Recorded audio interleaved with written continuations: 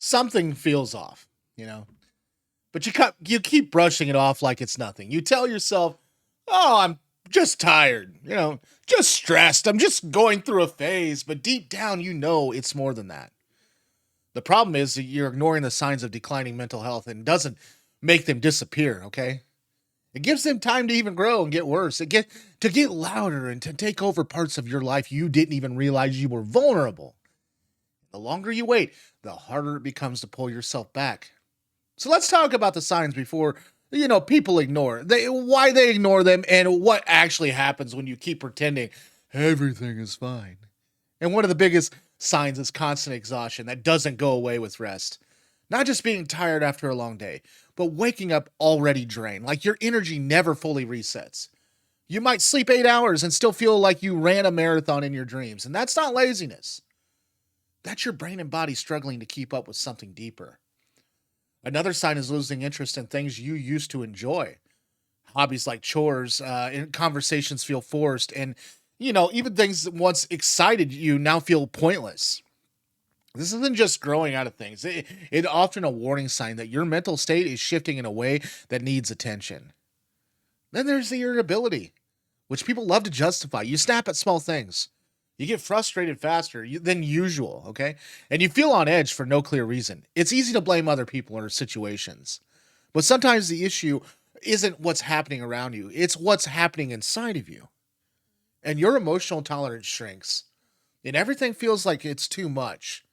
Overthinking is another major sign that gets normalized way too much. You replay conversations, imagine worst case scenarios, and analyze every decision until you're mentally exhausted. It feels like you're trying to stay in control, but in reality, you're stuck in a loop that drains your energy, increases your anxiety, and changes your appetite and sleep patterns. Are all also huge indicators. Eating too much, not eating enough, sleeping all the time, or barely sleeping at all. These shifts are your body reacting to mental strain. And yet people ignore them because they don't seem serious enough to worry about it. But these patterns don't just happen randomly, they're connected to your mental well being. Another sign is isolating yourself. You cancel plans, you avoid calls, you convince yourself you just need space. And while alone, time can be healthy, okay? There's a difference between choosing solitude and feeling disconnected from everyone around you. Isolation, it often feels negative, or often feeds negative thoughts, making everything feel worse over time. And then there's the loss of motivation. Simple tasks feel overwhelming, and things you used to handle easily that now feel impossible. You procrastinate more, and not because you don't care, but because your mind feels stuck. And the longer it continues, and the more guilt builds up, creating a cycle that's hard to break. Physical symptoms are another piece people ignore. The headaches, the stomach issues, the muscle tensions. These all can be linked to mental stress. Your body doesn't separate mental and physical health the way people think it does. And when your mind is struggling, your body often shows it. Now, here's the real question: why do people ignore these signs? One reason is normalization. We live in a world where being stressed, overwhelmed, and exhausted is treated like a badge of honor. People joke about burnout like it's just part of life. So when you feel those things, you assume it's normal and push through it. Another reason is fear. Admitting something is wrong means you might have to face it, and that can be uncomfortable or even scary. It's easy to stay in denial than to confront the possibility that you need help or need to make changes. There's also the pressure to appear strong. A lot of people believe that acknowledging mental health struggles makes them weak, so they hide it. They keep functioning on the surface while struggling underneath, hoping no one notices, but pretending doesn't fix anything. It just delays the moment when everything catches up, and then there's distraction, social media, work, entertainment. There's endless ways to avoid thinking about how you feel. You stay busy, and not because you're okay, but because slowing down would force you to confront what's going on. But distractions are temporary, and the underlying issues don't go away. So, what actually happens when you keep ignoring the signs? At first, things just feel a little off. Then gradually those feelings intensify. The stress turns into chronic anxiety, low mood turns into depression, and small problems start to feel overwhelming. Your coping mechanisms, they might shift in unhealthy ways, like overeating, substance use, or withdrawing even more. Relationships can start to suffer too because you're not fully present or you're more reactive than usual. Work or responsibilities become harder to manage and your confidence starts to drop.